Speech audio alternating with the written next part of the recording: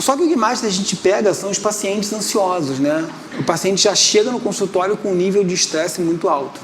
E assim, a conversa é a primeira coisa, tá? Ou você vai assumir o método não farmacológico, que é a conversa, associada a métodos farmacológicos. Os métodos farmacológicos que a gente tem o uso de ansiolíticos, benzodiazepínicos, ou a utilização do óxido nitroso, tá? Não tem jeito, isso aqui é uma tabela lá do Andrade e assim, você tem que decorar, porque é a tabela que os concursos usam, né?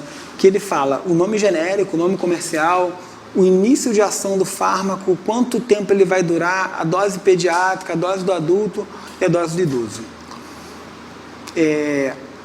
Hoje, o mais utilizado na clínica odontológica é o midazolam, tá? Por que o midazolam ele é mais usado do que os outros?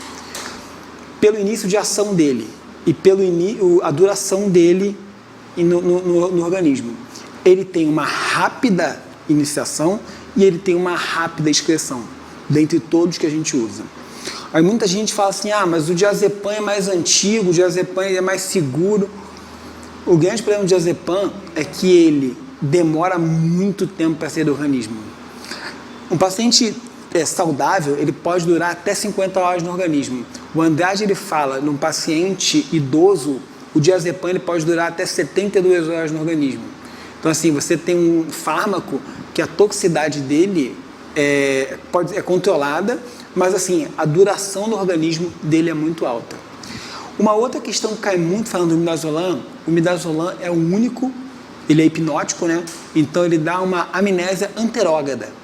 Tem várias questões disso. Qual o benzodiazepínico que pode dar amnésia anterógrada? O que seria amnésia anterógrada? O paciente não lembra o que aconteceu no procedimento. Tá? O único capaz disso é o midazolam, porque ele tem efeito hipnótico também. Tá? Dentre todos que a gente tem indicação de usar. Pode falar. Uma coisa, o diazepam é o mais usado? Não, hoje em dia não. O diazepam é o mais antigo. Então, muita gente fala assim, eu uso diazepam, sei lá. Só que o diazepam ele já caiu de uso há muito tempo. Hoje em dia o midazolam é mais utilizado, tanto para paciente adulto como para paciente pediátrico. Tá? Aí tem uma questão, a questão 24 de 2007 do TRF. A prescrição de benzodiazepínicos para o controle da ansiedade na prática odontológica está corretamente indicada quando? Quando vocês indicariam para um paciente de vocês um benzodiazepínico? Estressado, agitado. Ou um procedimento que possa gerar um estresse muito grande. Um tratamento odontológico, um tratamento de exodontia, você não vai fazer muitas vezes com um tratamento, uma restauração esmalte. A não ser o paciente muito estressado, eu até indicaria. Você tem que fazer? O paciente muito estressado. Mas, na verdade, qual é a grande vantagem de um comprimido desse? Você ajuda já o paciente a controlar ele. Porque se ele viu que ele não teve estresse, muitas vezes você vai tentar a segunda consulta com, a terceira com, na quarta consulta você começa a deixar de usar o comprimido. Na cirurgia não tem muita coisa não, porque geralmente é para terceiros molares. O que você faz? Você vai usar uma, no máximo 2 vezes, um para cada lado. Então assim, vamos seguir pelas indicações. Dentre as indicações aí de AE, qual que vocês indicariam o benzodiazepínico?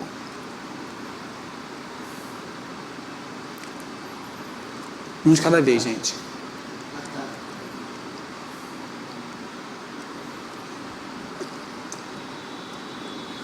Miastenia grave a gente indicaria? Não, essa é uma das contraindicações que a gente vai falar mais à frente. Tá? Traumatismo dentário você indicaria? Sim. Para tratar um traumatismo dentário, você teria que usar muitas vezes o paciente muito estressado. Angina pectoris a gente indica? Sim. Drenagem de abscesso a gente indica? Sim. Crise convulsiva, isso aí é uma coisa que, na verdade, você não indica para prevenir, você indica como um tratamento. Tá? E geralmente, se não for uma situação de emergência, o médico assistente é que indica. Então, essa questão, ela te obriga a não só saber a indicação, como saber o nome e a dose dele. Por isso que eu falei assim, tem que decorar, não tem jeito. Tá? Essa questão, o lorazepam, porque os outros, a dose está errada. Tá? Na questão C, ele fala assim, 5 a 10 miligramas. Quem tem 5 a 10 miligramas já é o diazepam. Tá? E ele troca aqui, né? O diazepam não tem 1 dúzia, ele tem 5 a 10 miligramas, que é a dose usual dele. Questão 25. O benzodiazepínico de ação mais rápida quando administrado por via oral? Midazolam. Tá? Midazolam, ele tem um efeito rápido de indução e de saída do organismo. As vantagens da gente utilizar um benzodiazepínico: ele reduz o fluxo salivar, tá? Reduz o reflexo de vômito, provoca o relaxamento da musculatura esquelética, ajuda a manter a pressão arterial e a glicemia a níveis aceitáveis e pode induzir a amnésia anterógrada, né, no pico de atividade da droga, só que o único que vai fazer isso pra gente é o midazolam, tá? Então, assim, tem que saber as vantagens. Tem uma questão do município, eu até coloquei aí, que ele fala as indicações, as vantagens do benzodiazepínico, né, meio que indicações. E na questão ele bota assim: provoca relaxamento da musculatura esquelética, e o outro provoca relaxamento de outra coisa. Então, assim, uma palavra que ele muda toda a questão. Contraindicações: gestantes, portadores de glaucoma, portadores de miastênise grave, que é uma doença muscular. E, assim, o paciente só leva a óbito na miastênise quando está falando de musculatura cervical, porque o paciente para de respirar. Crianças e adultos com comprometimento mental, história de hipersensibilidade, né, alergia à droga, insuficiência renal, insuficiência respiratória, apneia do sono e associação com drogas depressoras do sistema nervoso central. A gente nunca soma droga. Exemplo: você prescreveu um midazolam e o paciente não apagou. Você nunca pode usar uma segunda dose, tá? Então, assim, isso é uma malandragem, ele contraindica você usar uma segunda dose da droga, porque você não sabe o que pode acontecer. Questão do Exército de 2017. Segundo Andrade, 2014, sob a sedação mínima, o uso de benzodiazepínicos está contraindicado nos seguintes casos, exceto: letra A, portadores de miastênise grave. Está indicado ou contraindicado? Contraindicado. Apneia do sono. Etilista.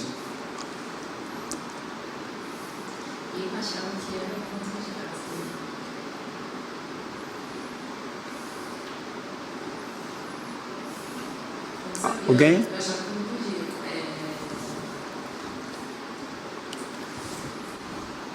Tem que me droga. Acho que é triste, né? Hã? Conta ligada com isso.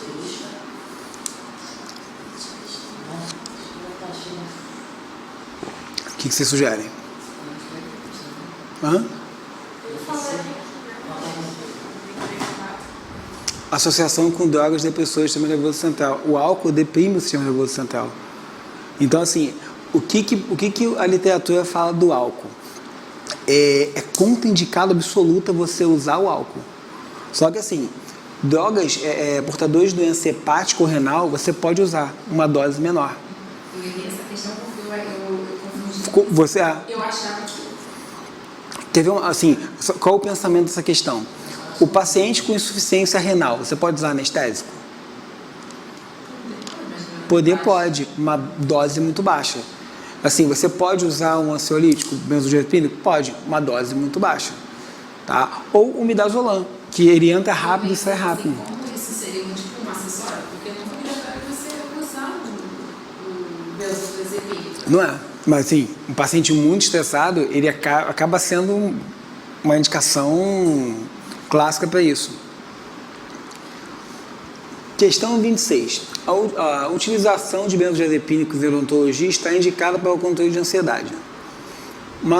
Manutenção dos sinais vitais, redução do fluxo salivar e redução do vômito, entre outros. Então, ele já falou as vantagens e indicações. A cenário alternativa que não corresponde a uma contraindicação para o seu uso.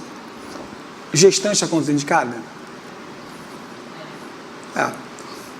História de hipersensibilidade? Sendo que a gestante, alguns livros falam que alguns trimestres você pode utilizar, tá? Mas sempre consultando o médico assistente. História de hipersensibilidade, está indicado ou contraindicado? Contraindicado. Reação alérgica. Insuficiência respiratória? Contraindicatória. Se você for ficar mais basal, você vai ter uma respiração muito mais lenta. Pacientes portadores de doença de Crohn. Aí a questão eu não tenho nem noção que é uma doença de Crohn. Quando eu li essa questão, a minha dúvida é assim, não tenho nem noção que é uma doença de Crohn. Sei que existe, mas não sei. portadores de glaucoma. Essa questão você faz por eliminação. Por eliminação. Doença de Crohn, na verdade, é uma doença gastrointestinal. Tipo, não teria problema algum da gente usar. Mas assim, quando você lê essa questão, você fala assim, putz, cara, o nome é sinistro. Mas você vai fazer por exclusão.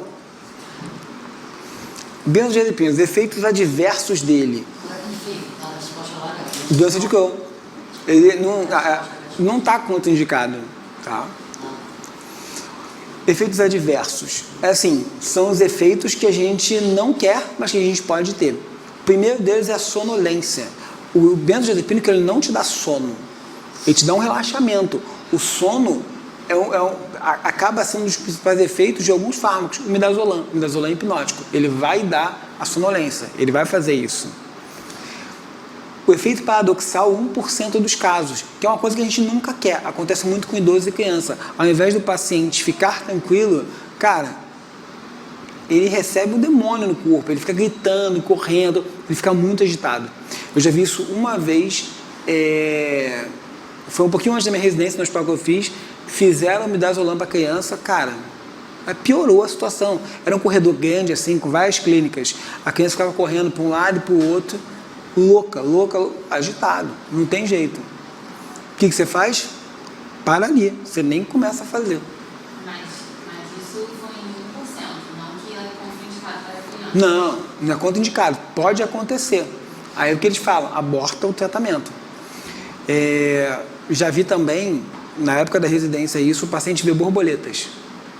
Ele fazendo sios, ele começava assim, borboleta, no meio da cirurgia. Sim, no meio da cirurgia, estava anestesiando ele, aborta a missão. São alguns efeitos paradoxais. Tem que parar. Efeitos paradoxais você para. Você não sabe até o que pode acontecer depois. Nem é muito legal arriscar. Questão 27. Qual dentre os benzodiazepínicos utilizados por via oral na clínica odontológica está mais associado ao efeito colateral de sonolência? Midazolam. Por quê? É um efeito dele. É o efeito hipnótico do midazolam. Efeitos adversos associados ao tratamento prolongado. Gente, cara, todo mundo fala assim, eu tenho medo de usar benzodiazepínico e tal. Pra gente não tem muito problema. A gente vai prescrever para o paciente uso contínuo desse fármaco? Não. É 1, 2, no máximo 3 dias. Por isso que a indicação é, você compra, retém o medicamento, você vai dar um comprimido para esse cara. DTM utiliza bastante benzodiazepínico, mas para bruxismo e tudo.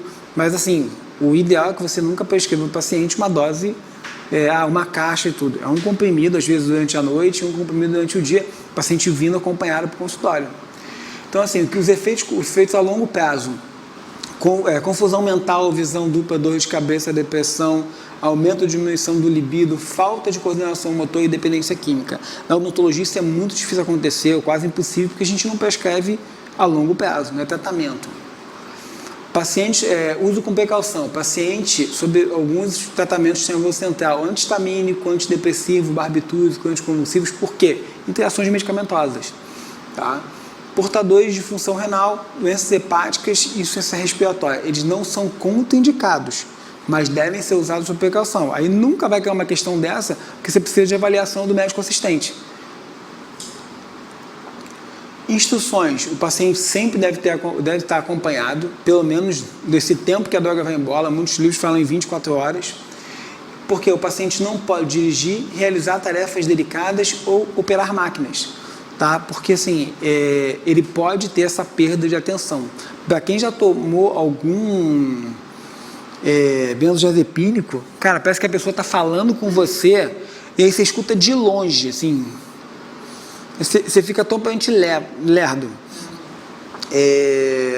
Cara, eu tenho muitos problemas com passar mal em barco, e aí eu mergulho. Então assim, eu preciso tomar alguns fármacos de Meclin, para enjoo, né? Todos me deixam muito grog. Então assim, a pessoa está falando do meu lado, parece que a pessoa está falando de longe, assim, e os movimentos ficam lentos. É igualzinho o benzodiazepínico, tá?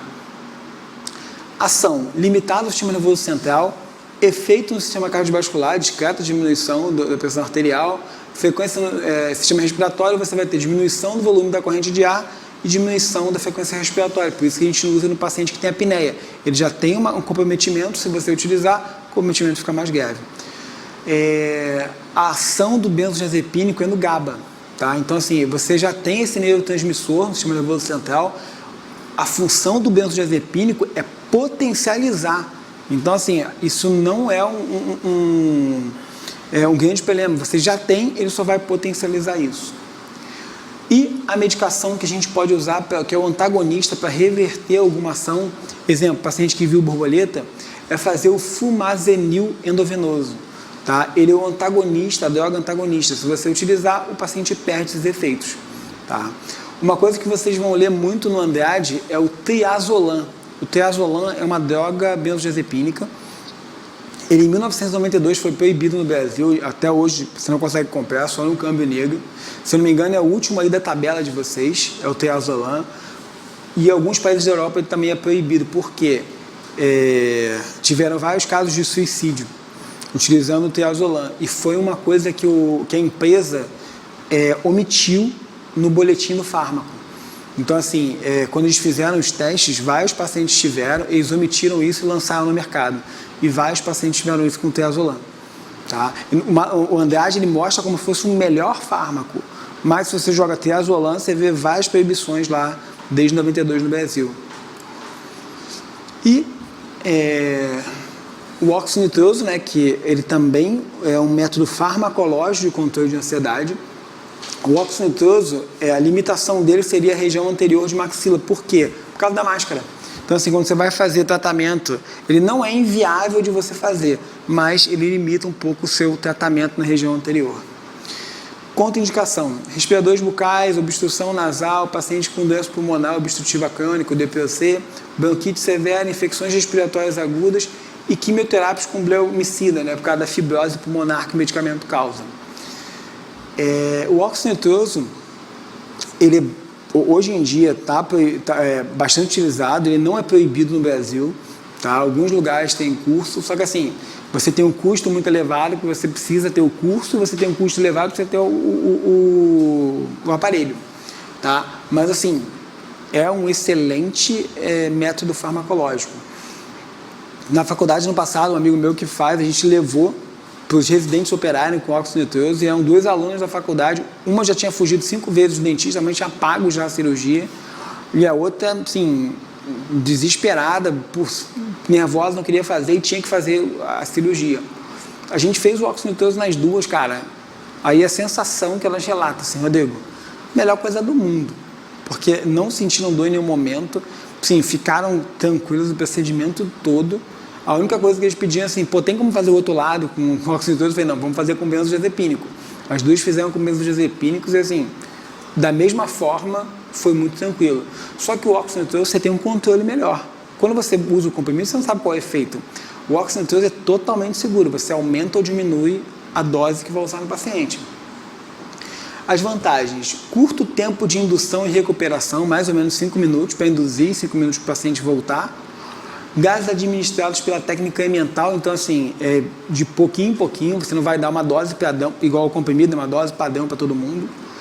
Duração ou intensidade controlada pelo profissional, então assim, quem está controlando o óxido nitroso, o ideal assim, nunca é o cara que está operando, sempre é um cara de fora para ele controlar e vendo isso. Quantidade mínima de oxigênio, 30%. O mínimo que você vai ter de oxigênio é 30%. Isso equivale 1,5 vezes a quantidade de oxigênio no ambiente. Tá? Então, assim, o cara com oxigênio do óxido nitroso, ele está respirando 1,5 vezes o oxigênio que a gente está respirando fora. Tá? Então, é bem seguro. Geralmente, você usa a proporção 70/30. Em pacientes gestantes, você pode utilizar.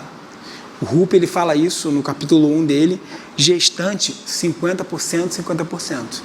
Tá? Você pode utilizar desde 50/50. A desvantagem é o alto custo, né, por causa do curso e do equipamento. Alguma dúvida até agora, gente? Tranquilo?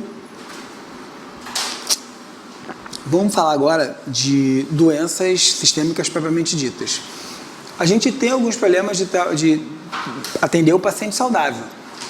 Você tem que ter todos os cuidados e tudo, mas se o paciente ele já é sistemicamente comprometido, cara, a gente tem que tomar todos os cuidados no pré-operatório. Tá? As questões de prova nunca vêm falando da fisiologia. Então, assim, a gente pega um livro para estudar a fisiologia do paciente hipertenso, do infarto agudo do miocárdio. Não é isso que eles cobram em prova. Meus alunos lá da faculdade, a maioria quer fazer residência de cirurgia. Então, assim, quando o cara está estudando para residência, Rodrigo, olha só, eu estava estudando, aí eu estava lendo que como faz o que ocorre o pneumotórax, por que ocorre, qual é a fisiologia. Eu falei, amigão, não é isso que vai cair na prova. Ele vai cair o porquê ocorre o pneumotórax. Ele vai cair o que você vai fazer, mas assim, ele não vai cair descrição de técnica. Tá? Então tem que ser bem objetivo quando vocês forem ver isso. Só para o entendimento básico, a angina pectoris é a diminuição temporária do fluxo sanguíneo das artérias coronárias. Tá? Então a gente vai ter uma obstrução temporária de uma artéria. Tá? Só que por que o paciente tem a complicação?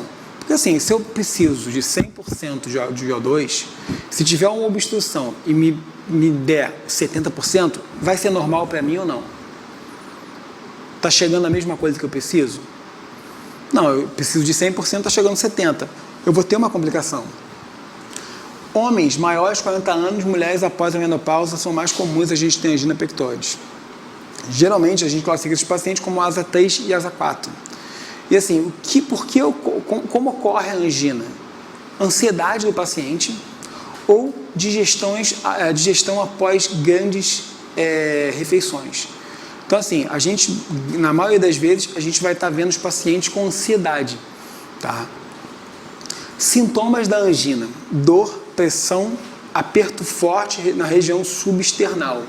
Só que o clássico das questões de angina são o seguinte: irradiada para ombro e braço esquerdo e região submandibular ou região mandibular. Tá?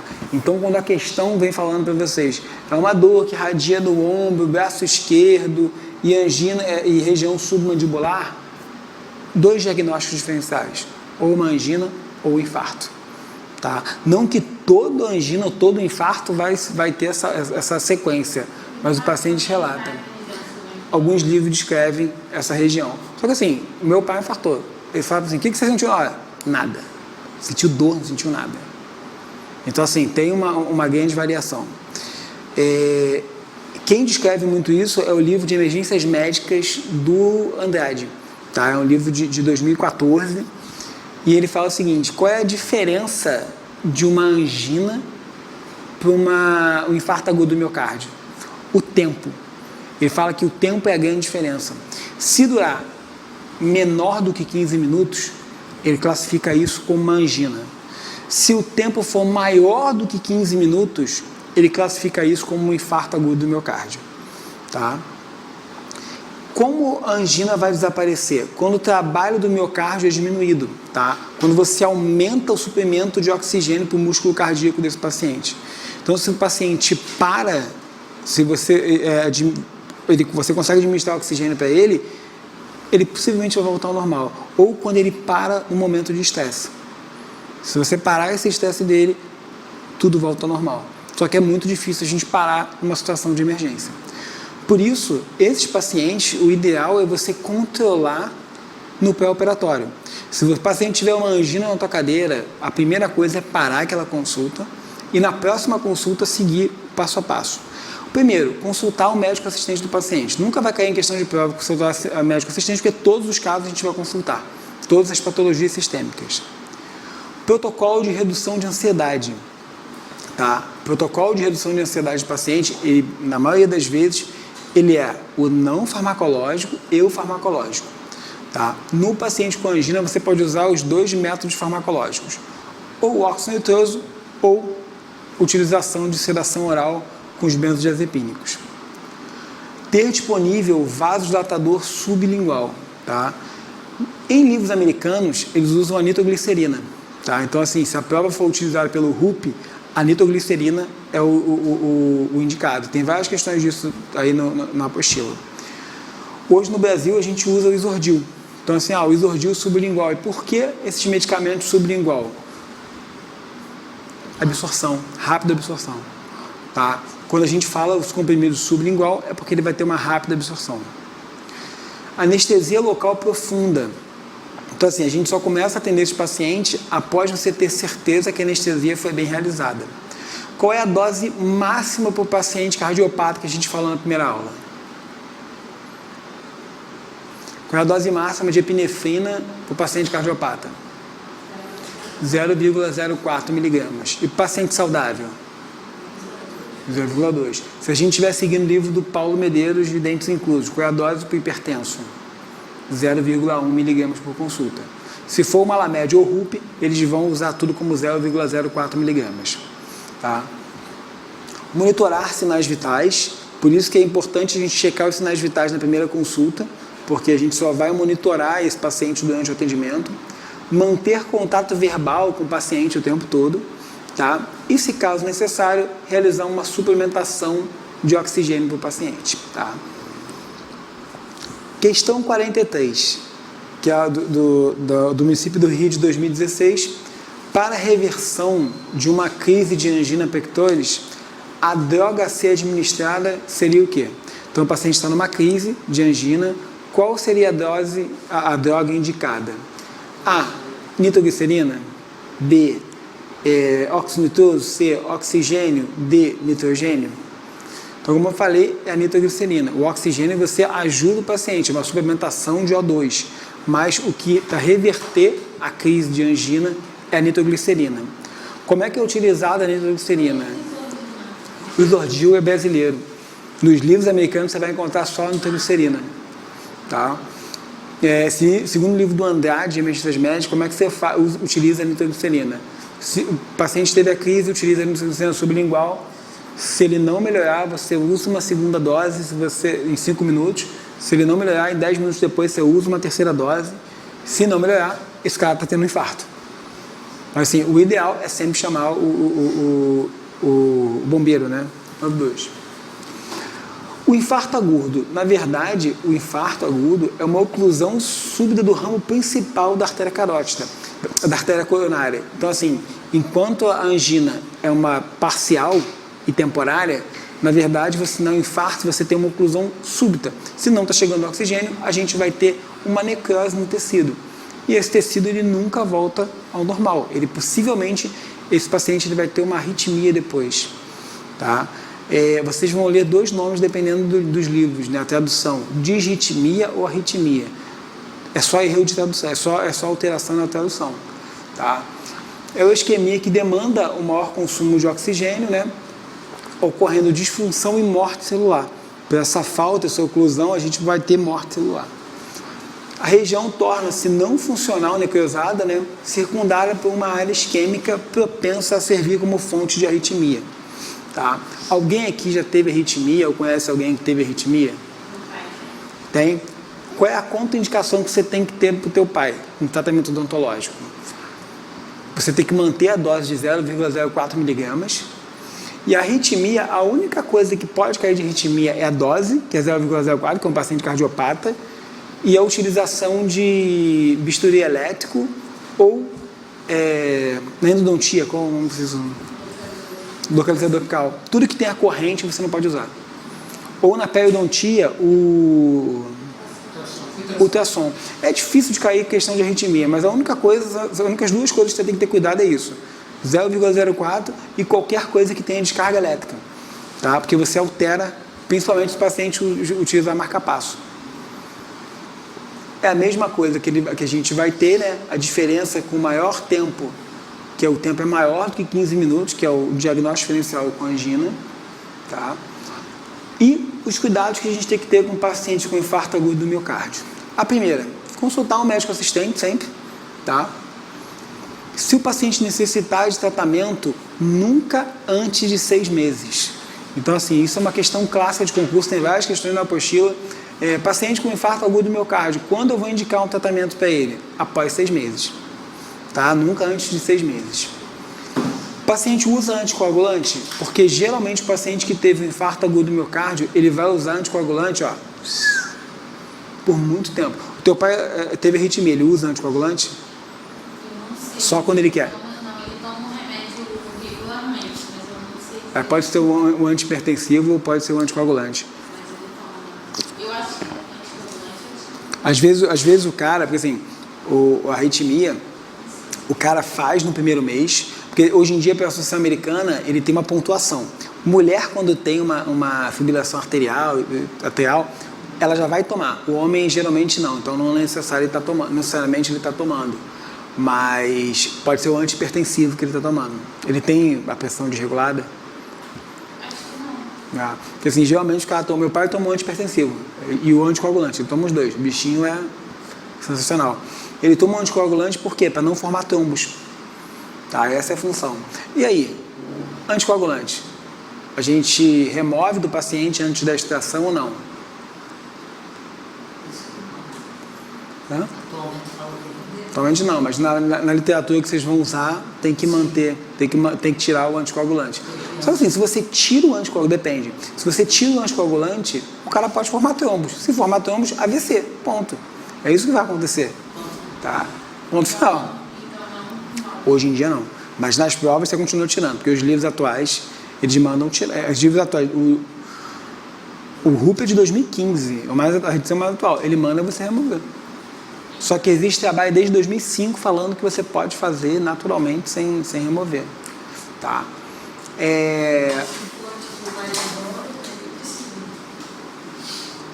Não. Faz. Normal.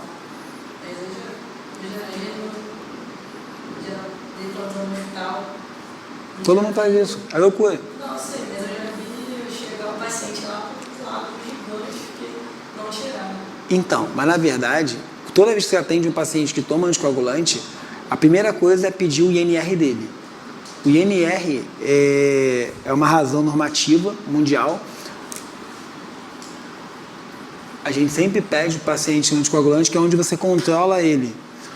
Quem não toma anticoagulante, o INR mede de 0,9 a 1,2. Então, assim, todo mundo aqui a gente vai estar nessa média. O paciente que toma anticoagulante, ele geralmente vai estar de 2 a 3. Então, tem um trabalho de 2005, uma revisão sistemática de 2010. Teve uma amiga minha que publicou agora esse ano na International de Cirurgia sobre anticoagulante, exodontia e paciente que toma anticoagulante de uma forma geral. E prova que se o paciente tiver o INR até 4, a gente pode fazer a cirurgia sem remover para você não causar dano ao paciente. Desde que, aí você tem 3 pontos. Cirurgia traumática, utilização de hemostático no pós-operatório e sutura e instruções e avaliação desse paciente nos primeiros 20 minutos, para ele não remover o coágulo. Então, assim, se eu estiver utilizando um Surgicel,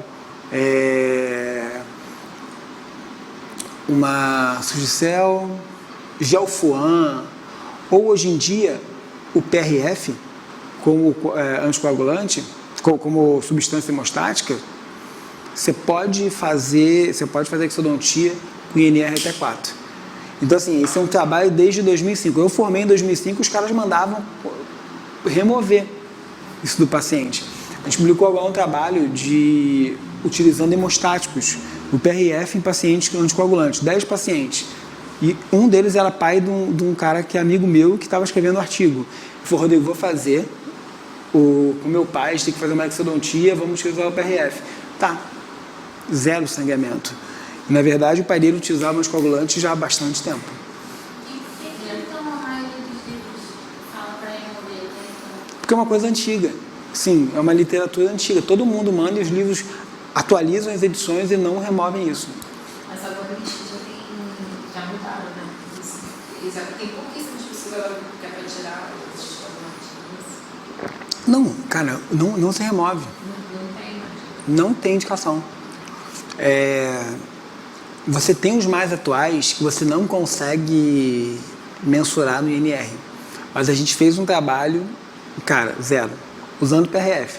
Fazia exodontia, PRF como hemostático ali, 0 sangramento no pós-operatório. Acompanhava o paciente, 0 sangramento no pós-operatório.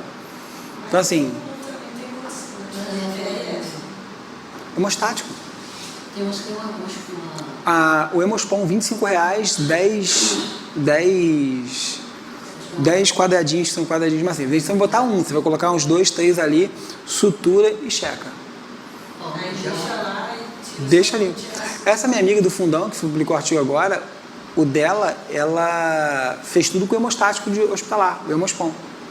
Então, assim, Hemospon. Assim, e controlou. De 900 e poucos, 3 pacientes tiveram sangramento pós-operatório e todos foram controlados com manobras locais. Teve uma coisa que vocês devem ter visto no hospital, eu vi muito. Pega a vitamina K, quebra a ampola, bota na gás e pede o paciente morder. Já viram isso? Muita gente chegava no hospital, paciente com hemorragia, o cara quebrava a ampola de vitamina K, colocava na gase, molhava, botava as 2 ampolas e pedia para o paciente morder. Aí o paciente parava de sangrar, aí o cara falava assim, não, ó, tá vendo? A vitamina K resolve essa vida. Só que a vitamina K, para fazer o efeito dela, ela precisa ser administrada 3 dias endovenoso. Para fazer o efeito dela, de 68 horas a 72 horas, para ela fazer o efeito hemostático. Como é que uma gase que você molha e morde, ele faz aquilo? Nada mais é do que a gente faz no pós-operatório. Como é que vocês acabam a cirurgia dos pacientes? Molha a gase, 2 copos, segundo a lei de Newton, né? 2 copos não ocupam o mesmo lugar no espaço. Você molhou a gase com soro, pediu para o paciente morder, o coágulo vai continuar ali. Faz a compressão local, o paciente vai parar de sangrar. Então não é a vitamina K, você tem que fazer venosa. Ele está no livro Um Ato de Cirurgia Menor do Harry, que é um cirurgião de Nova York. Cara, só faz efeito 68, 72 horas. Então não tem essa vitamina K, que tem que fazer venosa, não adianta ser local. Se você botar água na gase e pedir para espremer, bobagem. Tá? Então assim, são coisas que essa pergunta de por que não mudou? Porque todo mundo vai fazendo repeteco e assim, ninguém para e fala assim, ó, cara, já mudou. Só que tira um anticoagulante no paciente que teve AVC. Vai formar trombo, esse cara vai ter um novo AVC. Vai piorar. Tá? Protocolo de redução de ansiedade, você tem que fazer o oxinetol, você tem que ou via oral. Sempre ter um vasodilatador, né, profilaticamente, só se o médico recomendar, mas a gente tem que ter a nitroglicerina sempre ao lado do atendimento. Anestesia local profunda, né, com no máximo 0,04 mg de epinefrina. Monitoramento de sinais vitais, controle verbal do paciente e, caso necessário, você suplementar oxigênio nesse paciente.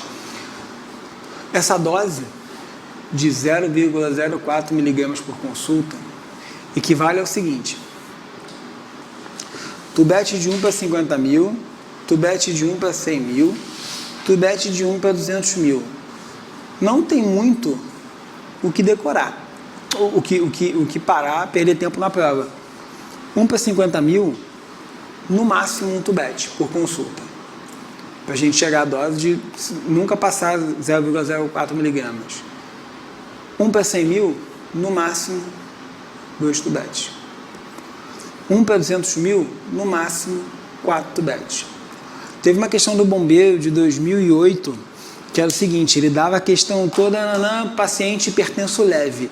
Hipertenso leve, moderado, intenso, o cara é hipertenso. Se for hipertenso, a dose máxima de 0,04 miligramas. Se o cara não olhasse que o cara é hipertenso, o cara vai lá e calcula a dose máxima de tubete anestésico. Mas falou que é hipertenso, é isso aqui. Se a questão está falando de tubete 1 para 50 mil, 1 tubete. 1 para 100 mil, 2 tubetes. 1 para 200 mil, 4 tubetes. Então, se a gente está atendendo um paciente com infarto agudo do miocárdio, a gente só vai atender esse paciente 6 meses após o infarto. E mantendo essas doses. A gente nunca vai ultrapassar essas doses. Tá? Essa é a dose mais antiga. Hipertensão, a gente tem essa tabela do Andrade, que é de 2003, que é de um congresso americano, da American Heart Association, publicado na JAMA, mas essa tabela já mudou. Mas o que o Andrade considera normal? Menor que 120 por 80, né? Menor ou igual a 120 por 80. Pré-hipertensão maior que 120. Hipertensão estágio 1 maior do que 160. E hipertensão estágio 2 maior do que 161. Tá? Nunca. Anestésico sem vaso, nem para lavar a mão, porque fica melado tua mão. Então assim, nunca gaste dinheiro com anestésico sem vaso. Não. 0,04 miligramas. tá? Nunca anestésico sem vaso. É suicídio fazer isso.